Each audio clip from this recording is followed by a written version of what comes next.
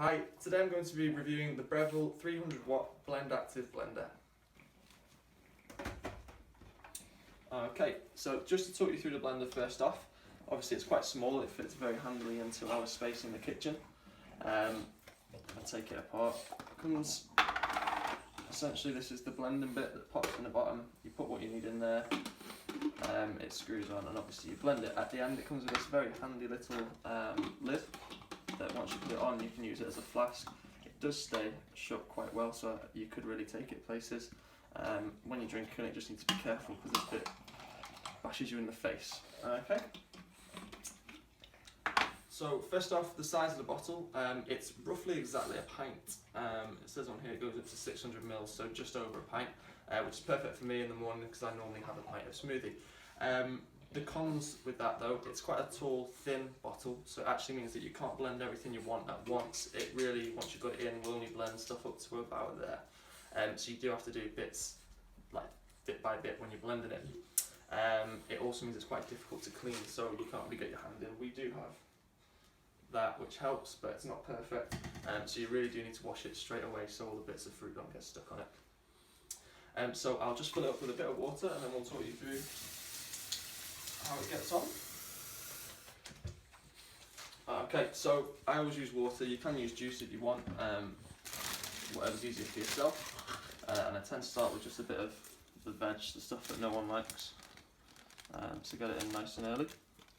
And then you can pop a whole banana in. So again, due to the size of it, you need to actually break things up as you go through. I haven't bothered putting apples in these smoothies because one, they make them quite thick, and two, it means slicing it up, which in the morning feels like a bit too much effort. And that is really all you can put in to blend the first bit. So I'll just make sure we're turned on. Okay, so screw it on. There's a little white dot there, and you can see there's a lock sign there, so you pop it in along. So just press that button.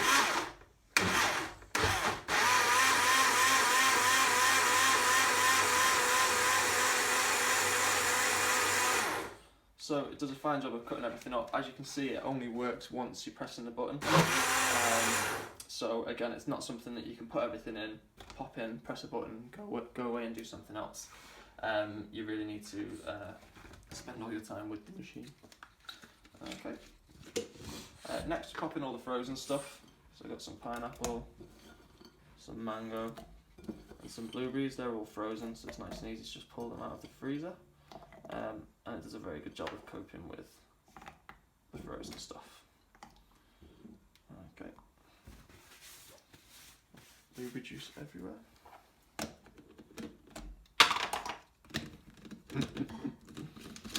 Put the wrong lid on. Okay. So again, give it a bit of a shake.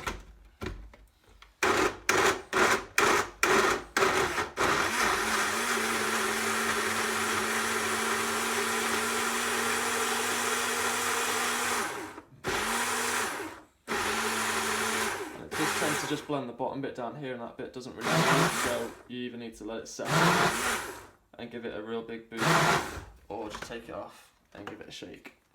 Okay, and then finally, just to make it a bit more substantial, normally just pop some porridge oats in, and then any form of seeds. So we've got linseed here, or flaxseed it's also called. Okay, and just pop that in. And as you can see, even though the kale's in it, it's not a bad colour to drink.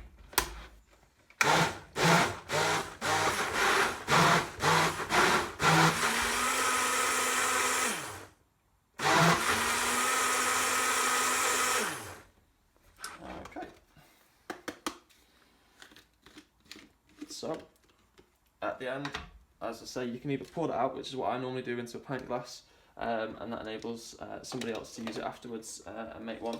If it's just yourself, then you can just pop this lid on, and you've essentially got a flask, which again you can take places, but I don't. And that's that. So all in all, it's a very competent little blender. It's at the lower end of the price scale, and I think it's very good value for money. Obviously, as I've mentioned, there's things that make it a bit more difficult to use. I don't think it's very ideal for a family, because if you're making more than one or two, it'd be a bit of a faff. But as I said, very competent, does the job, and it's perfect just for morning smoothies.